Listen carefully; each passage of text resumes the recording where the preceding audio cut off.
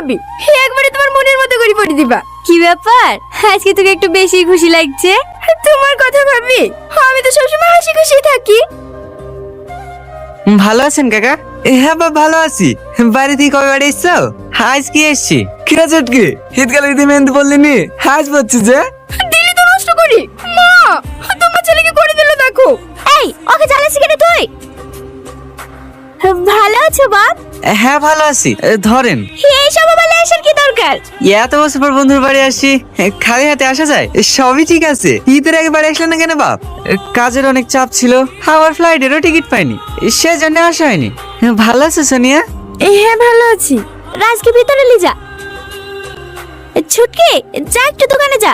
তোমরা সবাই ছুটকি বলে ডাকবো, তোমার নাম সোনিয়া তো দোকানে। আমরা তো তোকে সবাই ভালোবেসে ছুটকি বলে ডাকি। এই কথা লি রাগ করলে হয়? যা যা, তোর আব্বা জামার পকেট থেকে টাকা লি দোকানে যা। ভালো লাগে না। কি হলো বসে? হ্যাঁ হ্যাঁ। রাজ দেখো, বাবুর আব্বা সোনিয়ার লেগে এই ছেলেটা দেখিছে। ভালোই লাগছে। বাড়ি কোথায় ছেলেটার? আমাদের পাশের গ্রামে। কিছুদিন আগেই ছেলেটা পুলিশে চাকরি পেলো। এই বয়সে বিয়ে দেবেন? হ্যাঁ বাপ, চোখ ভালো না। মেয়ে তো কাকু কখন ভালোবেসে বসে থাকবে? ওর আব্বা বড় ওসব ভালোবাসা টালোবাসা পছন্দ করে না। আমার অনেক ভয় লাগছে। যদি ওই ছেলেটার সাথে আমার বিয়ে দিয়ে দেয়, তুমি কিছু একটু করো, আমি অন্য কাউকে বিয়ে করতে পারবো না। তুমি এত ভয় পাইছো কেন? এই রাজ বেঁচে থাকতে তোমার কোথাও বিয়ে হইতে দেবে না। আচ্ছা রাজ, তুমি একটা কথা ভেবে দেখেছো?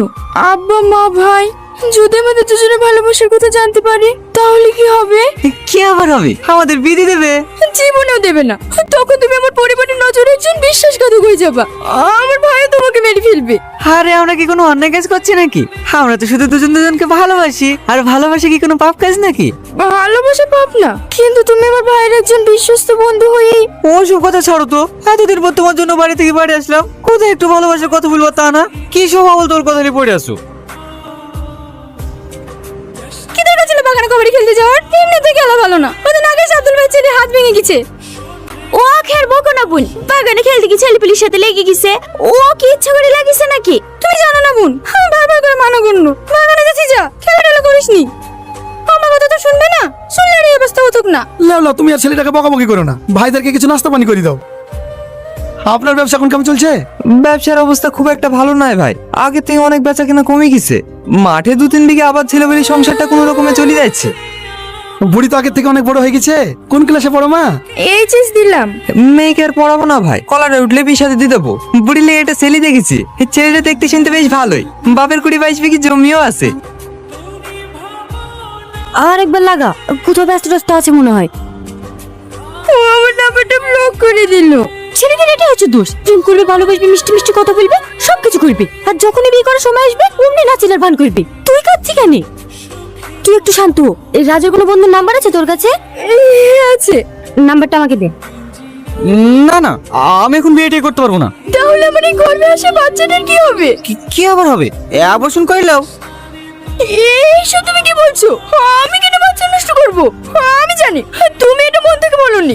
তুমি তোমাকে অনেক ভালোবাসো, তাই না? তোমরা তো দুজন দুজনকে ভালোবাসো, তাহলে তোমার বিয়েটা করতে সমস্যা কোথায়? আমি ওকে বিশ্বাস করিনি।